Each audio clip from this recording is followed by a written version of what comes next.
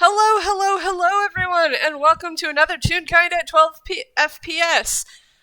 This one is called A Softie and The Key. My name is Heartless, and for a change up and a change of turn of events, I will be playing Roderick, Asgrim, Gylass. And I am joined by my lovely friend and co-conspirator. Hello, I'm Mira, and I am also playing someone outside of my usual wheelhouse. I'm going to be playing Mr. Ursa Noodle Miner. Now, Mr. Ursa Noodle Miner, you've been traveling for quite some time now, and you feel it might be time for, maybe going into town for a bit. Mm-hmm. In fact, you just got off the train on your way to Toontown, yeah? Yep. And he is very excited that, train, this is cool. And you come upon a sign that says, Timeless Hollow, population 32? 33? About there. Mm-hmm. Which, it's had a lot of crosses. I mean, you think maybe it's been recent that those numbers have been scribbled out and rewritten. Mm-hmm. And before you, down the path, is a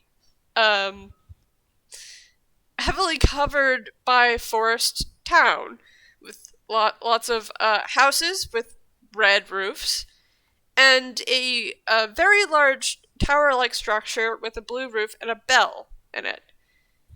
And beyond the tower-like structure it looks like a bar or a tavern that's made from driftwood. Mm-hmm. So what you doing? Ursa is gonna walk on into town, just with like a very kind of cheerful spring to his step. Very bouncy because, hey, Ursa is a rubber hose. Just kind of looking around. He's definitely been in such a forested area before, and he's just taking in all the sights and stuff because this is cool. This is new. Oh boy! As he's looking around, he sees various toons moving about. Well, he sees various shadows. Shadows moving about, doing various things. Some are, as he passes them, some look at him with gold eyes and just kind of wave. Ursa's gonna wave, like, very enthusiastically back.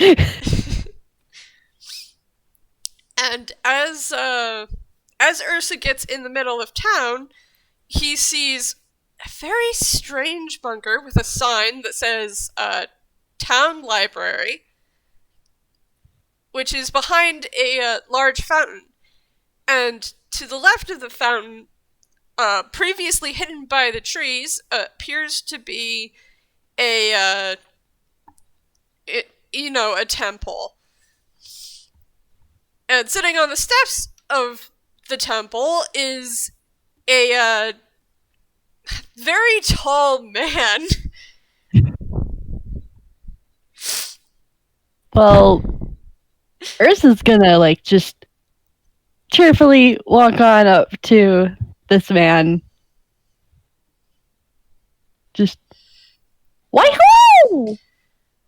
Oh, hello there. I haven't seen you around here. You new? Yes, indeed I am! What's the word? Oh dear, I seem to have lost. There was a word I was going to say. I am on a journey! Yes, that's the exact word I was looking for, but it'll do. I just got off the train, and I wanted to see the sights! And I suppose Hello, my name is Mr. Ursa Noodle Miner. What's yours? Hello there. I'm Roderick Asgrim Gylass. You can call me Rod or Rags, like my friend Victor does. You said train. What's a train? Roderick kind of just stands up and steps closer, then realizes that Mr. Mr. Ursa Noodle Miner is very short. So he considers for a moment before kind of kneeling down and, like, offering a finger? Ursa's gonna take that finger, just very cheerfully shake, shake, shake, shake, shake. And it's very much the rubber hose, blah, blah, blah, blah, blah, blah, blah, blah, blah, where, like, Roderick's hand doesn't really move all that much, but with the enthusiasm that Ursa is shaking Roderick's hand, his arm just goes flop, flop, flop, flop, flop, flop, flop, flop, flop.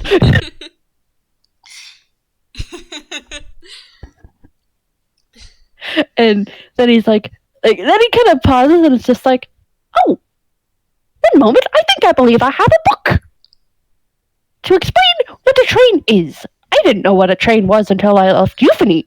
And he's gonna go into his hammer space. Oh my gosh, that is a fumble, and I just realized I do not have a fumble chart for him. Okay, just gotta go to the Toonkind.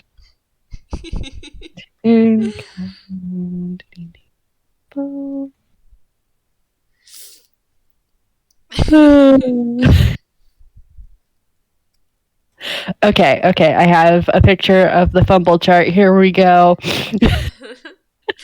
Okay, what is his 11? He goes into his hammer space, which is a little cute backpack that's strapped around his back that's gray. And he pulls out a bar of soap, and he just kind of looks at it, goes, oh, well, that's not what I was looking for. One moment. And then he gonna reach back into his hammer space, and he pulls out a really, really big book. On him, at least. It's a regular sized book. Maybe slightly bigger than normal, but it's like almost half its size. Mm-hmm. When the soap comes out, Roderick says, I promise I've taken a bath recently. Oh, well, I'm sure you have. That's not what I was looking for. Here we go. And he pulls out the book and then starts flipping through the pages, and you can see like several different like technologies and stuff. And, like they're all like a lot of them look really bizarre and stuff, but like as Roderick is practically just like leaning in and looking at this book, I'm gonna roll intelligence. Well, like a lot of them just look like dream concoctions because they're inventions made by toons.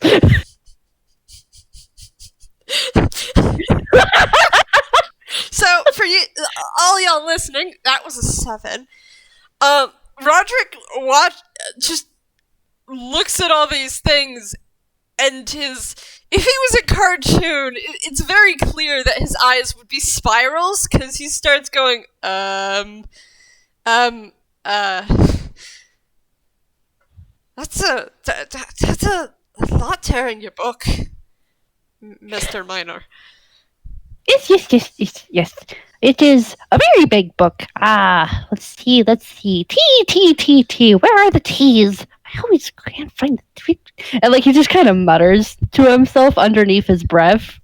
And like eventually he gets to the T's, gets to the train section of the book, and opens up the book fully and shows it to Roderick, and it's just like, here you go. A train is basically a series of how do I put this?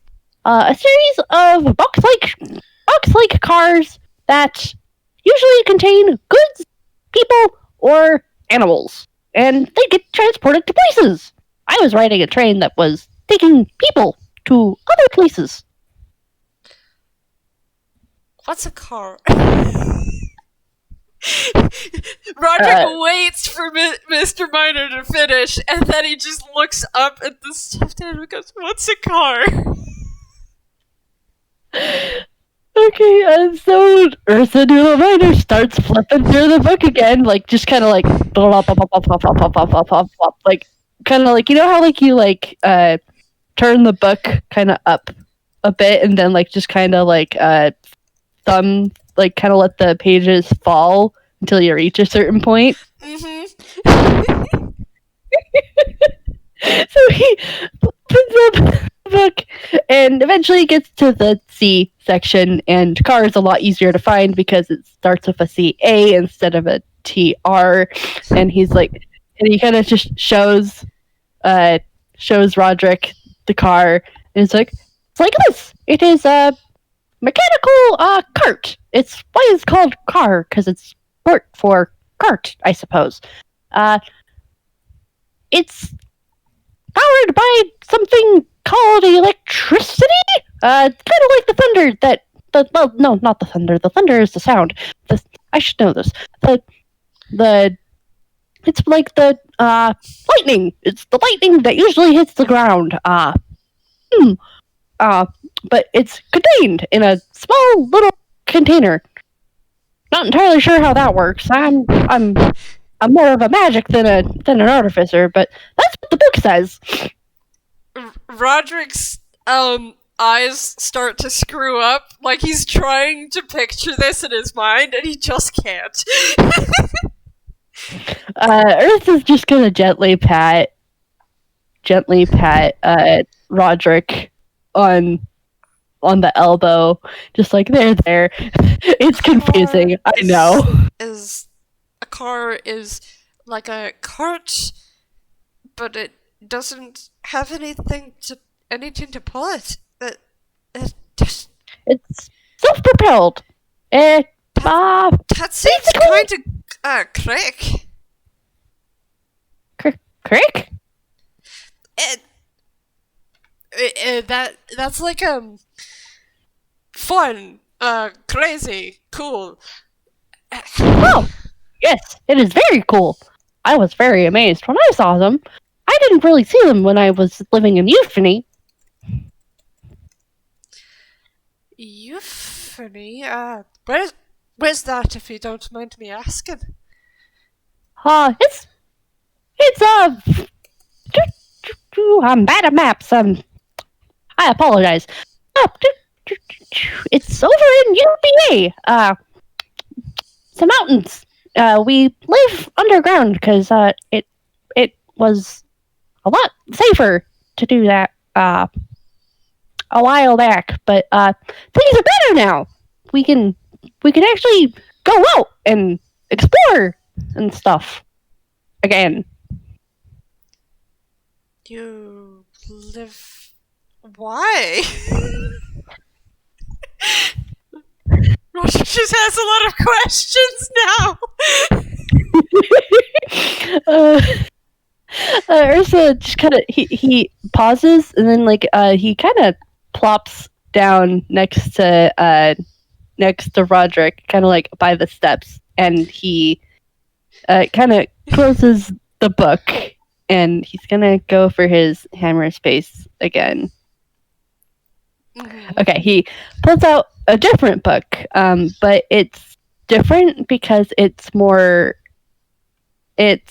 higher quality than the book that Ursa had been holding, had been showing Roderick all of these types of things, all of the different technologies and stuff, and it's actually not giant. It's not made for bigger toons and people. It is sized perfectly for Ursa himself, and it's got a black finish on it with gold kind of edging and stuff, and on the front is a symbol, and I'm gonna stop you right there. Now, Roderick, the only symbol that Roderick knows is for the light, so Roderick is not going to know the symbol. Yeah, I figured, but like I'm like describing it to you. And it like basically all Roderick kind of gleans from this is that it's potentially a holy book. He has no idea what the holy book is, but Ursa holds it very, very gently, and he opens up it, and he shows Roderick it, and it is a depiction of a woman who is with long, flowing rainbow hair and inky black skin and an inky black dress. And he says, "We live in Euphony underground because, well, it is easier for our Lady Prismatone to exist there and talk with us, and we can ask her, and she can protect us better. Well, after she came back, at least. But I always knew she was going to come back." Roderick just kind of sits back down on the steps and leans on his knees and leans forward to examine the picture for a moment. Then he looks back at Mr. Ursa and goes, "Come back? Did she go anywhere?" Roll insight. Let me double check what his insight is. Yes, that's only a +1. Wonderful. But that's rolling the dice is a 17, so that's an 18. Okay, with an 18, you notice this. Normally, like, you've only met this tune for like what, Couple 10 minutes? Yeah, 10 minutes at most. You definitely have gotten the vibe that this tune is very cheerful and bright and happy and bouncy and all of that. But when you ask where she went, he kind of deflates a little, and like his arms kind of become a lot more more droopy, you could say, like, and just everything seems to kind of slump a bit, and he kind of fiddles with the page a bit, and then he's, "Well, she was locked away for a while. The Silence didn't really like us back then. So The Silence? Prismatones are our deity of voice and characterization, and so when the Silence and Our Lady Prismatone kind of started to butt heads, it led to some not very nice encounters between us and them."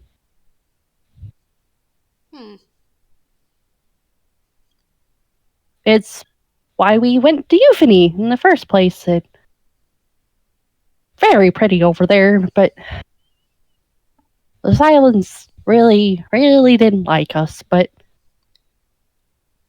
she's back now, and the Silence, well, she won. She won.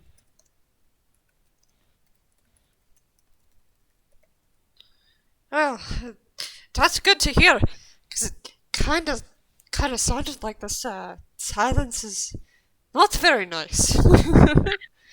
No, he's not very nice. He wasn't very nice at all. He really didn't like us, Mr. Gylass. I can't imagine why. Considering Well, you're very nice. Ursa kind of, like, he smiles at you, Roderick, but at the same time, like, he kind of bobs his head back and forth. It's like, well, when a person wants everything to be quiet and quiet for forever, and when you're all about creating and being noisy, I suppose, well, you kinda butt heads, I suppose.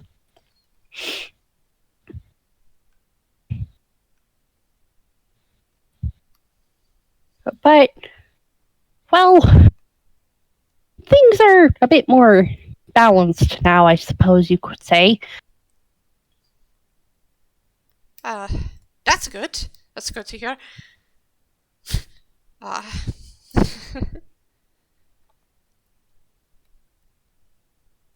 Roderick just kind of falls silent for a second before saying, "So, we just met, but you kind of seem upset over this. Do you want a hug?" Oh, would love a hug. And I'm not gonna roll strength because of the difference in size here.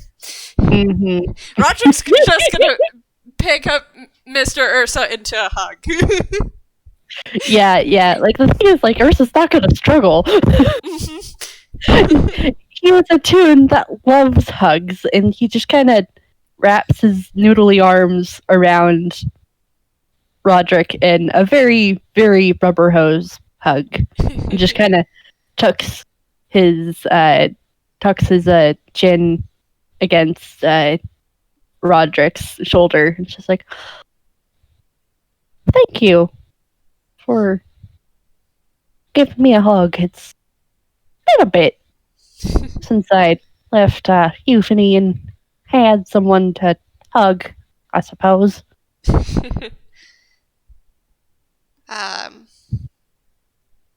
Roderick seems to think for a second, and his eyes kind of unfocused, like he lost his train of thought. I'm gonna roll insight on that. See if Ursa realizes, hey, what's going on? 15. What does he get a 15 with? So, you probably know this about real kind. Let's be real. There are a lot of toons who have parents. Mm-hmm. And it's probably safe to assume that a lot of real kind have parents. Mm-hmm. And it might be safe to also follow that up with, maybe Roderick was about to say, well, my parent raised me on some sort of manners here, but it seems like that thought process just kind of trailed off into white noise, and Roderick just kind of blinks and says, well, I'm sure the people around here aren't too terribly unfriendly. Oh no, they've been lovely. We waved as I walked in, and it was a very lovely interaction. Very friendly. Yeah, unfortunately, parts of them were taken by the darkness, which is why they look like shadows. Oh, that doesn't sound very nice. They all right? They're fine usually. As long as there's the storm clouds over the over the town. But when it gets to be too bright outside, they start having lots of problems here and there. My friend Victor and I have been scratching our heads trying to figure out how to help them get back to themselves. Uh, we had someone helping us, but she had to leave to go back home for a bit. Well, I'm glad y'all had help. Gosh, golly. That being being being consumed by the darkness doesn't sound very nice, I suppose. That's that's not very nice. Also it's kind of weird. It's a weird feeling. Uh, Ursa just kind of gently pats Roderick and is just like, well, did you sound like you had some experience? Well, you see, there's a reason why my eyes are gold instead of any normal color that you'd see in a human. Ursa kind of tilts his head and is just like, oh, because he's a toon. He doesn't quite register usually eye color being unusual because toons are very colorful, especially the toons from Euphony.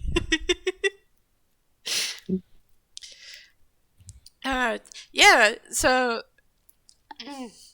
you see, when I was about 12, so about he lifts one of his hands and starts counting on his fingers. That's it's about 8 years ago. Yeah, about 8 years ago. My friends and I kind of fell into a corridor of darkness. Oh dear. But And, you and your friends are all right? And he's like kind of just gently patting Roderick. Like, are you okay? Do you need a cure wounds? we're all right. We all made it out okay.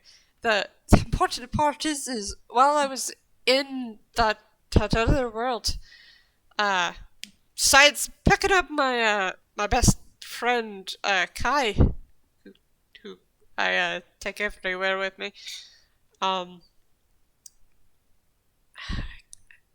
of got a curse put on me, curse of darkness, while my eyes are gold. Oh dear me. Oh dear. And he just kind of gently pats you on the shoulders just because, oh dear. Oh, you poor man. It's fine. It's perfectly all right. I've learned to manage it. Well, I'm glad that you learned how to manage it, but my apologies that you had to learn how to manage it in the first place, because a curse of darkness doesn't sound very pleasant either. I'm very sorry. And just gently pat. And then he pauses and then hastily adds, the sympathetic kind of sorry. Not that I caused your problems, but I am very sorry that you had problems in the past. Oh, that's perfectly all right. Actually, the person who is the cause of the problems, someone that Victor and I have been trying to find. Unfortunately, he's a slippery bastard. Oh, one of those types. Those are very. He kind of clicks his tongue a little, trying to think of the words, and he kind of tilts his head back and forth, and it's just like, well, they're not very pleasant, and well, Like you said, they're slippery bastards. Yeah, the thing is, uh, I think he knows his way around here better than either I or Victor does. So he keeps just kind of slipping away. Um, he's, he's a tall fella, tall lad. Nah, tall bastard. All right. I think he's He's taller than I am. very tall then. And as he's speaking, he pulls out. He kind of reaches back from his back into his backpack and pulls out a notebook, and then he's also gonna pull out a pen, and he starts kind of scribbling down what Roderick has been telling him because slippery dude, gonna keep an eye out on this, and also just like all of this stuff that Roderick has been telling him is giving him bad vibes. So he wants to keep an eye out, and then he's just like kind of just looks back up at Roderick, and is just like, oh, he's taller than you, which is mighty tall, I should add. Hmm. What's it look like? Like, is he real kind? Toonkind? He's definitely a toad. He's uh, Toon. Frankenolly? Nally. Frankenolly.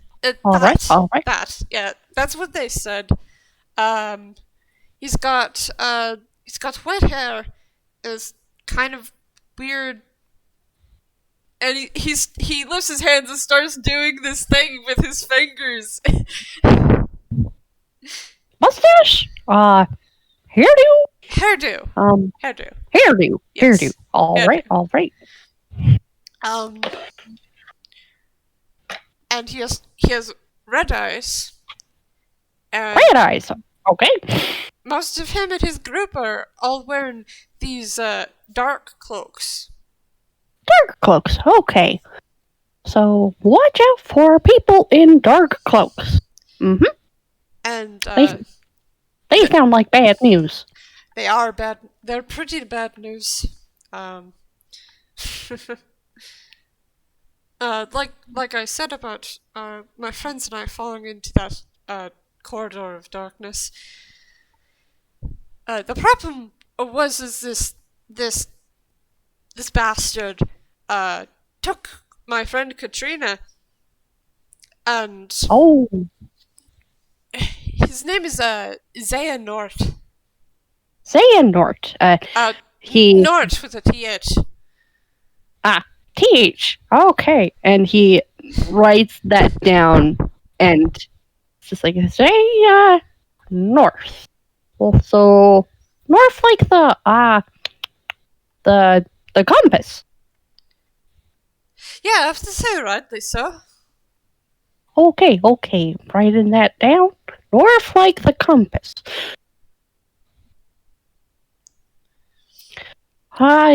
Is your friend Katrina okay? Kidnapping's not a fun when it's villains work. Kidnapping ain't very fun to go through. Honestly, we all made it out okay. I think she was out for the count for the whole thing. So she decided to not be a part of your adventure anymore? No. You see, is after we got back home, we just kind of grew up because 12 isn't really the adult age. 15 is, but well, it was a little exciting for a 12-year-old to take on, and all of us needed a pretty long break. Hmm, I see. So your people consider 15 to be adult? Uh, That's. most of Is that weird? Oh, no. Well, it's just tunes that our ages vary, apparently. Some of us grow completely by the age of quote unquote 5, and some of us can remain children for ever. We never really grow up. Then there's tunes who just fully conceptualize when they are adults or uh, even old. Sometimes they're just old forever. And boy, I don't know how they deal with that because apparently aging sucks. Uh, Oh, uh, I wouldn't know about that. Kind of seems like aging is kind of fun for me. oh, I mean, so do I. But well, some I hear some things where when you get to a certain point in age where everything starts to hurt or something.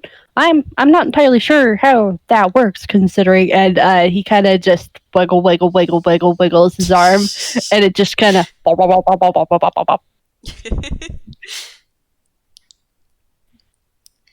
You know, I think the elders at the village on my island, they they have problems getting places. But none of them ever actually complain about things hurting. Might be the ocean air. Hmm. So you used to live on an island? Yeah, I'm from the Bertus Isles. Veritas Isles. I Hmm. I know it's a little confusing, but I came through a corridor of darkness to get here. So you're not going to find that on any map here, and I believe that strange detective called this place Einquell. Einquell. Yes. We are currently in. We are in the. Oh, let's see. What's bordering? It is bordering UPA. And this is where I turn to you, Hart, and go, "Oh no, I can't remember where we are." It's the Pixar Protectorate. Okay, that's what I thought. Ursa like kind of takes a moment to think because he has stated that he's not very good at maps. And I'm looking at his survival. Yeah, his survival is a +1, so he's not terrible, but I'm giving him my inability to mentally visual stuff on a map. And like he just thinks for a moment and then goes, I believe we're in the Pixar Protectorate. That's what the conductor said, that we were entering into the Pixar Protectorate when we left UPA. Yes, but that is making up of the continent of Einquell. There's the mainland of Roma, and a few other countries that I personally can't really remember at this moment. Ah, I know whenever I start moving from here again, I should probably invest in a map of some kind because hmm. The strange thing is if you ask, I tried asking the mayor here about surrounding place, and she said something different Oh, about where this was. that's strange. I'm sure it doesn't matter, but she thought we were at some place called Gesnip. Oh, Disney is and this is where I pull up the actual map. Gesnip is the next country over from the Pixar Protectorate. You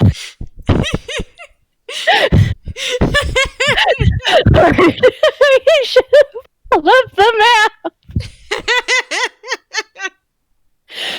I'm just gonna go to the wiki really quick because if we keep talking about locations, I'm gonna need the map.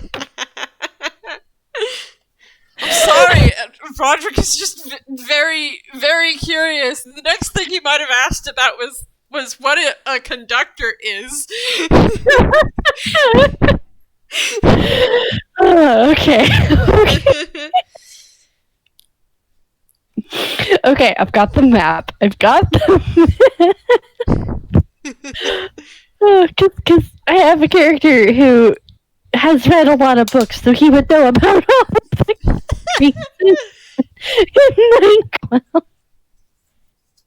And he just kind of pauses and nods, and he's like, well, Giznap is right next to the Pixar Protectorate. It's actually why I was going through the Pixar Protectorate, because I'm going to Toontown eventually.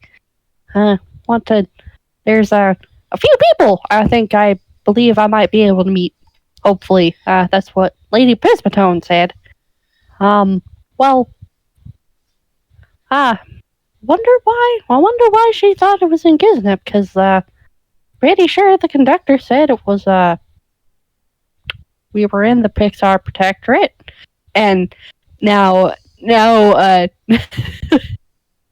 Ursa's just sitting in Roderick's lap looking very confused, with a few question marks popping up above his head. And Roderick's just kind of,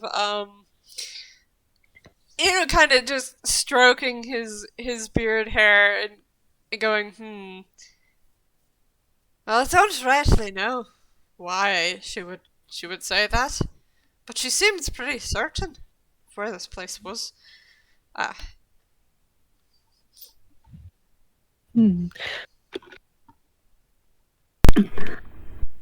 Mira the player. Oh. Sorry. Temporarily became unplugged. Yeah. Gotta stop playing with it. But Ursa has no idea why this would be, but Mira the player has a few suspicions that I will sit on for a bit.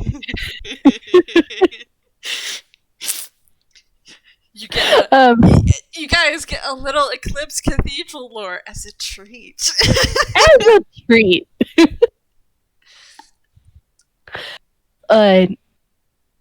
Okay, I gotta recenter Ursa's thought pattern here. So, he's very confused right now.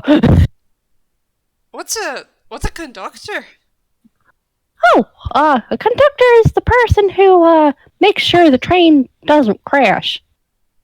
That's something that could happen? Indeed. Well, it's not really supposed to happen very much, but well, sometimes accidents can happen, and you gotta know how to stop. You gotta know how to stop the train. So they're there to make sure that you don't go full speed ahead into like a brick wall or something. Plus, also they stop to make sure that you can get to your destination, because there's stops along the way called train stations. Oh. And he just kind of thinks about that for a second, and his cheeks look kind of pale at the thought that it's a possibility that this large dragon-looking thing could crash with people inside of it, and he's just kind of going,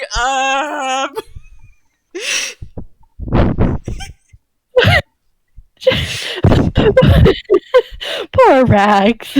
Poor Roderick. He comes from a place that doesn't have cars, that doesn't have trains, that doesn't have a lot of technology. Yeah, he's valid. He's valid, and just Ursa looks at at Roderick, and then he kind of just tilts his head and is like, "Ah, Mr. Gylass, do you need a hug? You look like you might need one."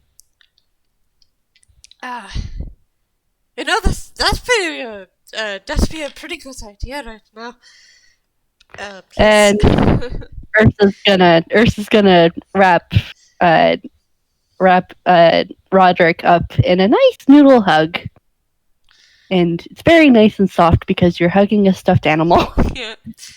Roderick's gonna freely hug back. It's a lot of things I'm learning today.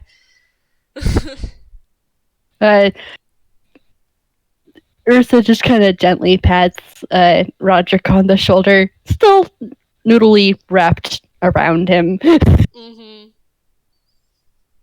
And it's just like, learning many things can be very overwhelming. I apologize.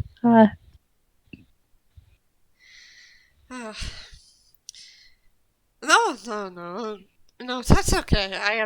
I'm the one who asked. Well, if you ever need me to stop info dumping, I can stop info dumping.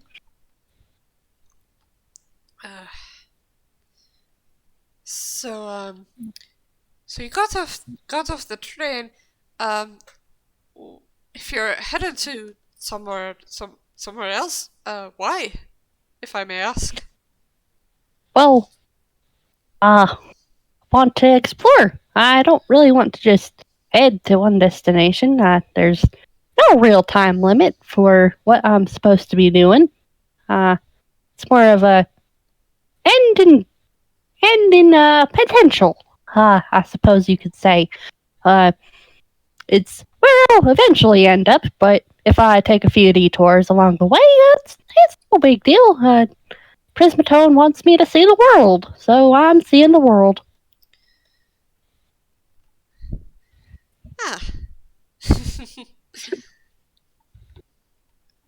Gotta experience life at its fullest before you can really sing about it. Sing? Yes. Yes, Yes, indeed. sing? Yes, I am a bard. And he just kind of happily puffs up a little bit because he's proud. He's very proud of the fact that he is a bard and sharing culture and music and stories and such. Wow. I've only heard the fishermen.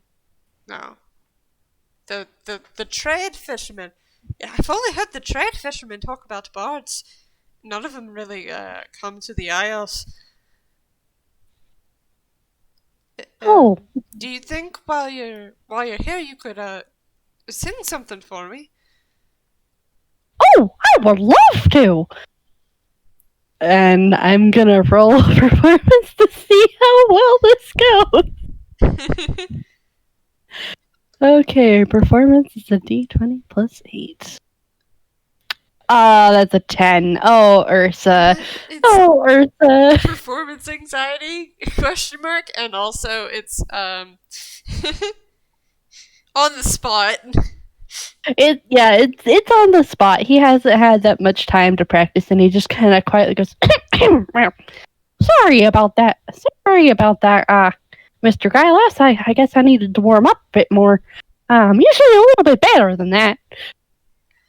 Oh, but this was very lovely. It's very lovely, though. Oh well, I'm glad you liked it. It wasn't my best performance, but well, it's one of the songs that I know, and I have no idea what he actually sang because I didn't prepare anything.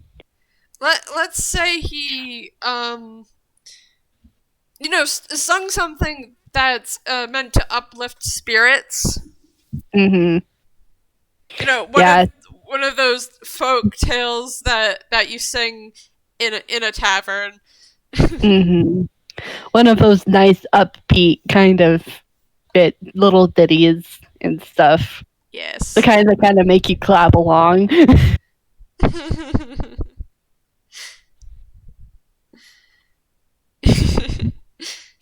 Yeah, and Roderick does clap when And like I feel like Ursa does do a little bow after he's done. Because yay, the person he was singing for did like it, even if it wasn't the best. I've been I haven't been to many places here yet, but well, I'm sure Victor can hold up the fort by himself. I could travel a bit and come back. Oh, well, if you're gonna be traveling a little bit, would you mind traveling with me? 'Cause traveling with a buddy is always a bit funner than traveling alone.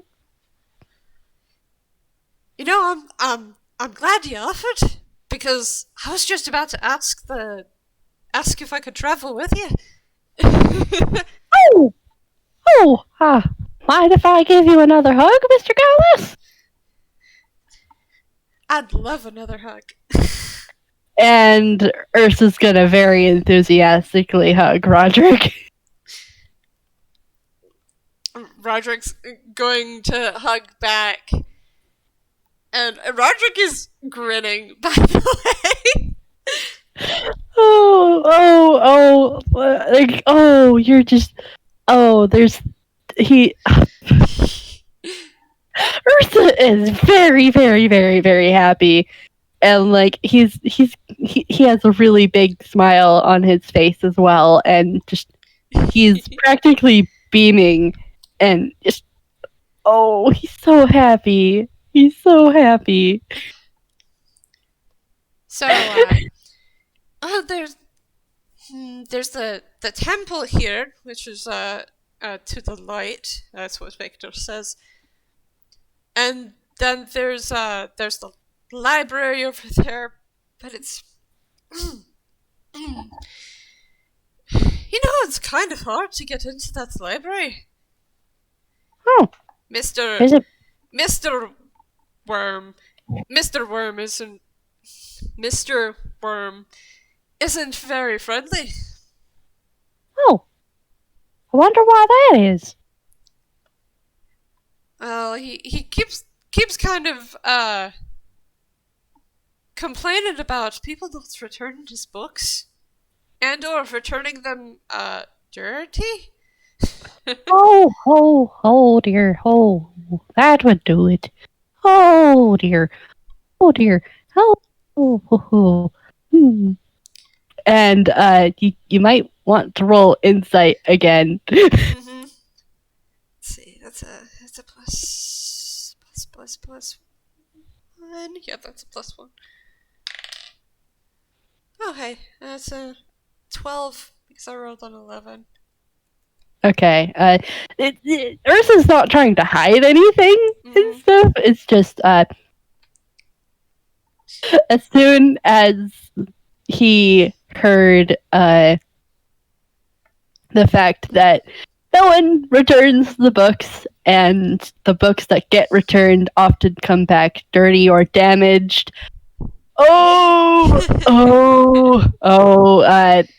There's a little bit of his soul that just kind of metaphorically died for a moment there, just kind of like, his librarian heart. Oh no. I'm not sure it's that bad. I can understand why Mr. Worm would be a mighty fine bit upset, considering that he's probably supposed to be taking care of the books, and when the people you're entrusting the books to don't really return what you're supposed to be protecting, and or return them damaged. All that poor knowledge. It's oh dear.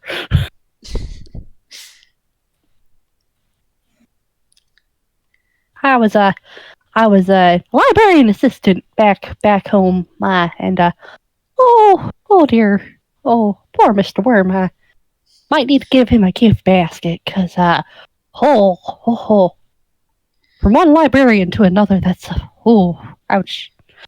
Hmm. And Roderick thinks for a second.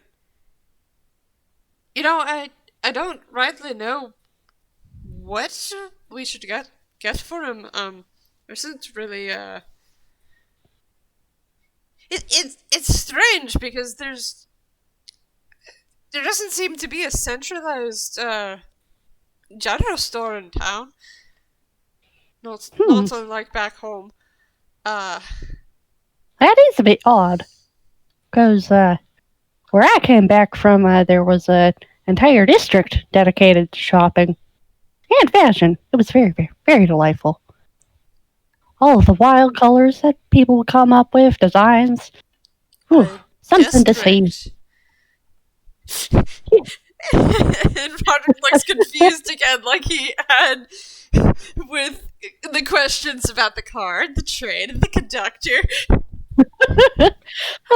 Ursa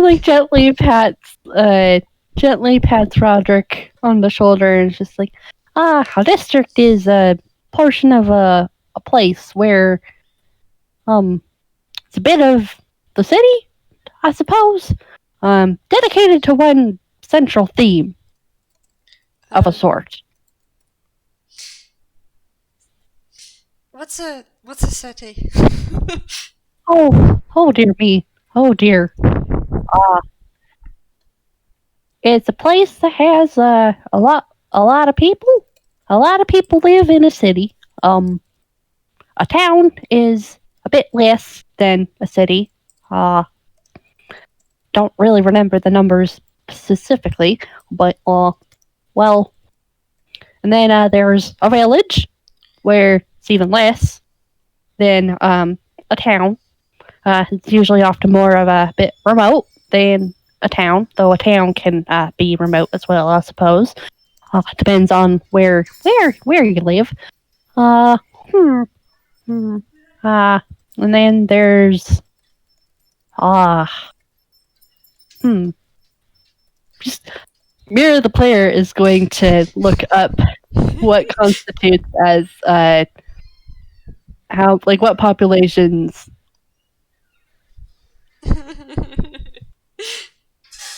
of place make them.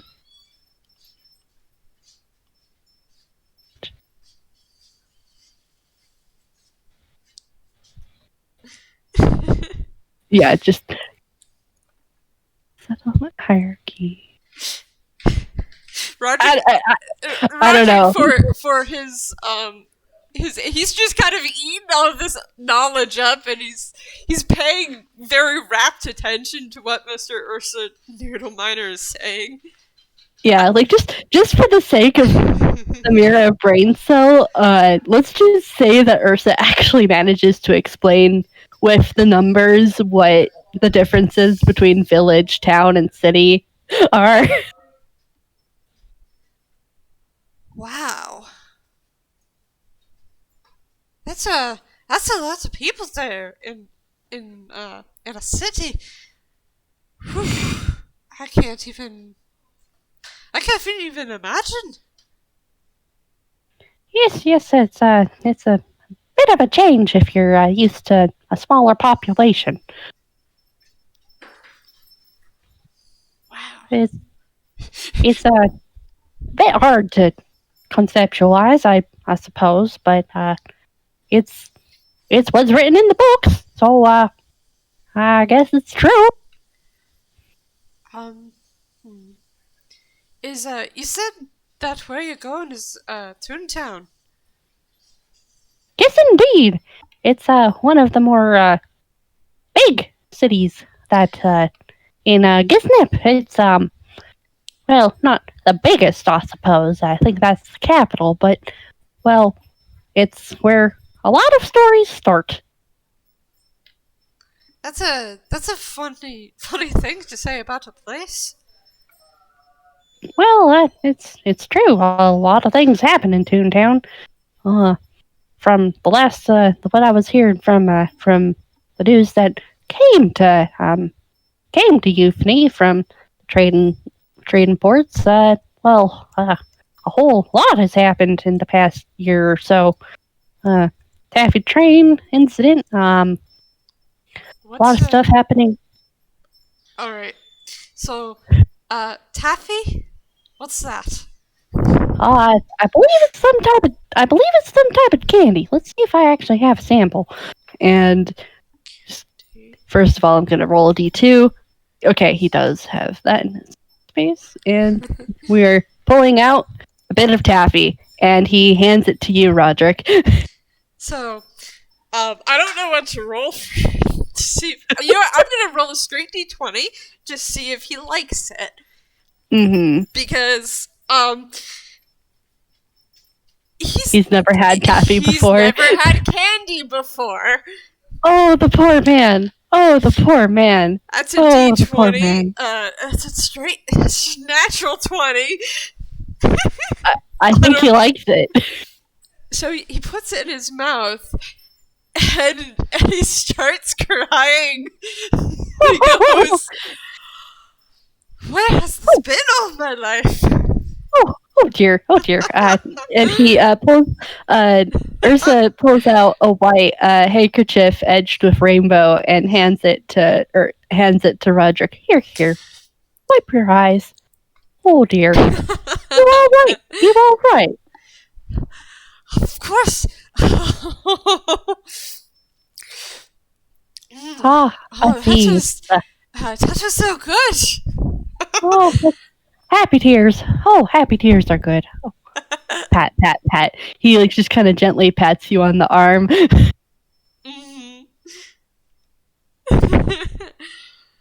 Oh. Where in the world has this been all my life of my 20 years of being alive? So sweet. Kind of like raspberries. Yes, it's a delicacy called taffy. It's a sweet, made from confection sugar, and it's pulled usually. One of the Lady Prismatone's followers that I'm supposed to find in Toontown is a candy maker. We should when we get to Toontown, if you want to go that far with me, we'll have to go visit him, and you can try more candy. It's very good, I hear. Roderick's eyes light up. He's so excited. That might also be partially the sugar high of the candy he just ate. But he's so excited to go. I would love to go there with you. Sounds like Ursa so beams. Much fun. Ursa beams at Roderick because he is so happy he has a friend. He is so happy he has a friend, and he gets to show Roderick all of these really cool things that Roderick apparently doesn't know about, and they can both discover things about Einquell together. Yes.